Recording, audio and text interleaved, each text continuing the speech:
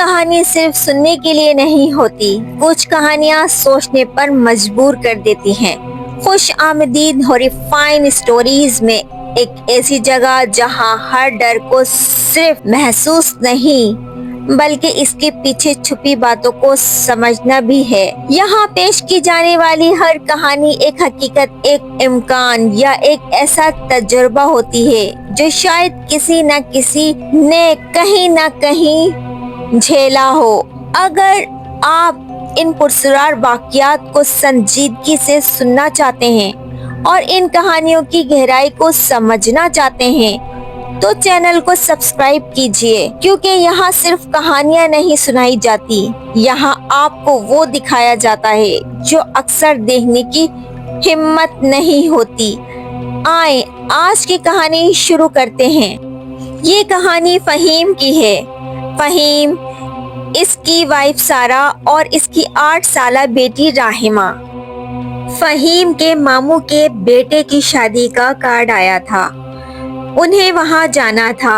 فہیم نے کہا سارہ، ہمیں شادی میں جانا ہوگا، تو سارہ نے کہا کہ نہیں، میں نہیں جا سکتی کیونکہ راحمہ کے پیپرز ہو رہے ہیں، تو پلیز آپ چلے جائیے گا۔ فہیم نے کہا ٹھیک ہے، میں آفس سے ہوتا ہوا شادی اٹینڈ کر لوں گا۔ پھر وہ دن آیا کہ فہیم کو شادی میں جانا تھا۔ فہیم نے اپنا آفس کا کام ختم کیا اور پھر وہ شادی میں چلا گیا۔ اس کے ماموں اور تمام تر کزنز بہت خوش ہوئے فہیم سے مل کر۔ فہیم نے بہت اچھے سے شادی اٹینڈ کی اور پھر وہ گھر کے لیے روانہ ہوا۔ رات بہت دیر ہو چکی تھی، روڈوں پہ سناٹا چھا چکا تھا۔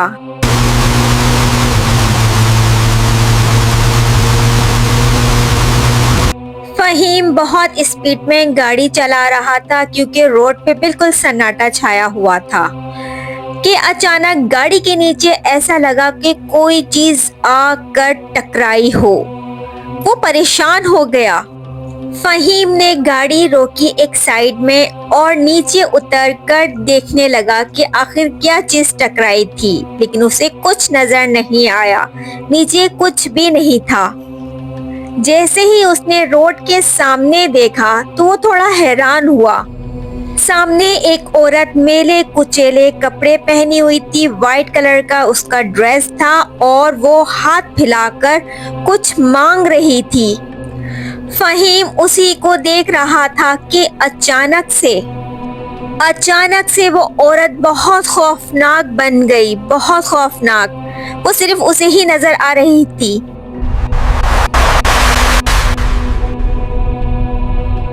اور پھر وہ ایک کالے دھوئیں میں بن کر غائب ہو گئی۔ فہیم یہ سب دیکھ کے بہت حیران اور پریشان ہوا۔ وہ جلدی سے گاڑی کے اندر بیٹھ گیا اور پھر اس نے فوراً اپنے ماموں کو کال کی۔ اس نے ماموں سے کہا کہ پتنی کیوں میری گاڑی چلتے چلتے اچانک سے رک گئی ہے۔ ماموں سے بات کی تو ماموں نے اس سے پوچھا کہ بیٹا آپ کہاں پر ہو؟ تو اس نے بتایا کہ میں کراچی کے اس روڈ پر موجود ہوں۔ ماموں تھوڑا حیران اور پریشان ہوئے۔ انہوں نے اس سے کہا کہ بیٹا آپ جہاں پر ہو وہیں پہ رہنا، گاڑی کے اندر رہنا، گاڑی سے بالکل باہر نہیں نکلنا، میں ابھی پہنچتا ہوں۔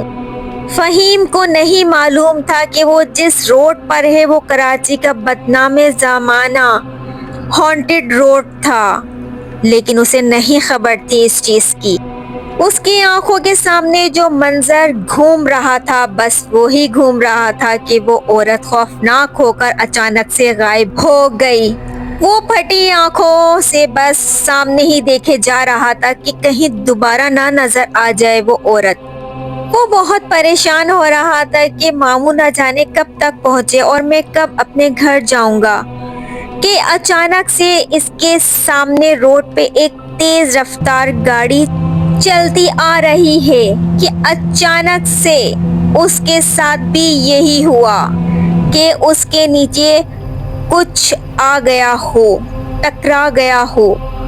وہ بھی رک گیا اور پھر نیچے اتر کر نیچے دیکھنے لگا کہ آخر اس کی گاڑی سے کیا ٹکرایا۔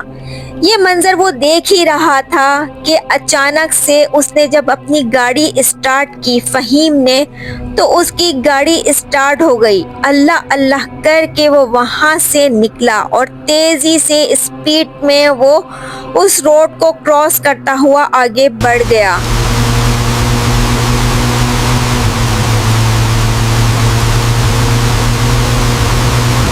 گاڑی جب اچھی خاصی دور نکل گئی تب اس نے ماموں جی کو کال کی اور کہا کہ ماموں میری گاڑی صحیح ہو گئی ہے اور میں وہاں سے نکل گیا ہوں گھر کی طرف۔